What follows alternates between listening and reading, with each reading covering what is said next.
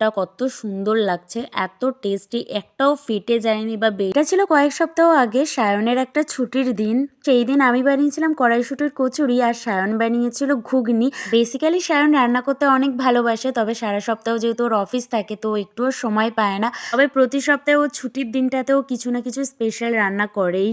তবে সেই দিনকেও first time ঘুগনি বানিয়েছিল, আর ফার্স্ট টাইম ঘুগনি বানাতে গিয়ে একটা ভুল করে ফেলেছিল, সেটা হচ্ছে ও বেশি জল দিয়ে দিয়েছিল।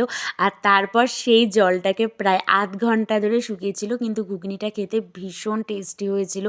আর এইদিকে ওর ঘুগনিটা প্রায় রেডি হয়ে গেছিলো, আর তখন আমি কড়াইশুঁটির কচুরিটা রেডি করছিলাম।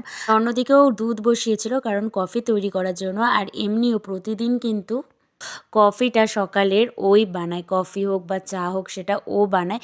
খুব বেশি ওর যেদিন দেরি হয়ে যায় সেই দিন আমি বানাই, বাকি দিন ওই বানায়, কারণ ওর হাতেরটাই সব থেকে বেস্ট হয়। চলো কড়াইশুঁটির কচুরির রেসিপিটা আমি তোমাদের সাথে শেয়ার করি, কারণ ঘুগনিটা তো আমার ঘুম থেকে ওঠার আগেই ও হাফ রেডি করে ফেলেছিল, তো সেই জন্য ওইটার আর ভিডিও করা হয়নি। তো যাই হোক, আমি আগের দিনকেই মটরশুঁটিগুলো ছাড়িয়ে রেখেছিলাম। আর এইদিকে ভালো করে ময়দার মধ্যে একটু লবণ, চিনি, সাদা তেল দিয়ে ময়ম দিয়ে মেখে নিয়েছি।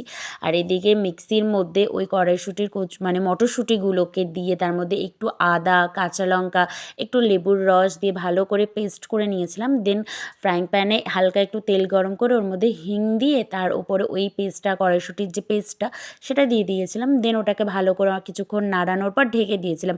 আর কিছুক্ষণ নাড়ানোর পর ঠান্ডা হয়ে গেলে ওটা আস্তে আস্তে এমনিতেই শক্ত হয়ে যায়, মানে জমাট বেঁধে যায় আর কি।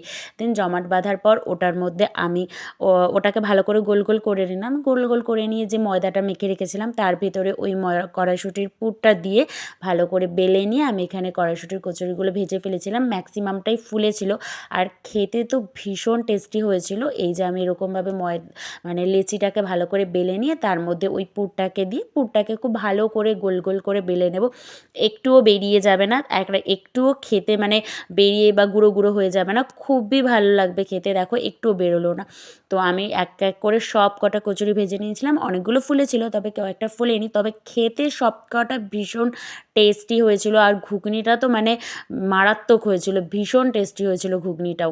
এই ভিডিওটা ছিল 31 ডিসেম্বরের ভিডিও, তো সে এতদিন ধরে ভিডিওটা ছাড়বো করে ছাড়াই হচ্ছিল না, তো আজকে ফাইনালি ছেড়ে দিলাম। আর এত সুন্দর ছিল এই দুটোর কম্বিনেশনটা, খুবই টেস্টি ছিল। কোনো একদিন আবার ঘুগনির ভিডিওটা করেও শেয়ার করব। এইদিকে দেখো কড়াইশুঁটির কচুরিটা মানে ছেঁড়ার পর ভেতরের পুরটা কত সুন্দর লাগছে, এত টেস্টি, একটাও ফেটে যায়নি বা বেরিয়ে যায়নি। এই সময় যেহেতু ঠান্ডাটা বেশ ভালোই ছিল, তো আমরা সকালের জলখাবারটা আমাদের বারান্দাতে খুব ভালো রোদ আসে, তো ওইখানে বসেই খেয়েছিলাম। আর ওইখানে বসে এই খাবারটা খেতে আরও বেশি টেস্টি লাগছিলো। তো ভিডিওটা কেমন লাগলো অবশ্যই